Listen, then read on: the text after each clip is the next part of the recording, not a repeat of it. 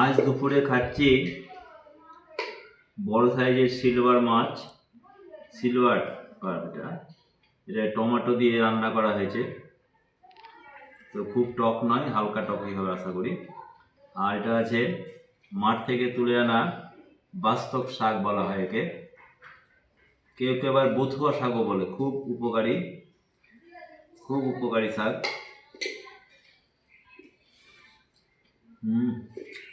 খুব সুন্দর রান্না করছে।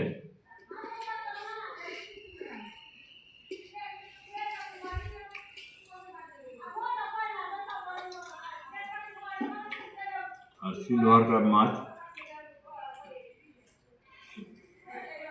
একবারে জ্যান্ত মাছ ছিল,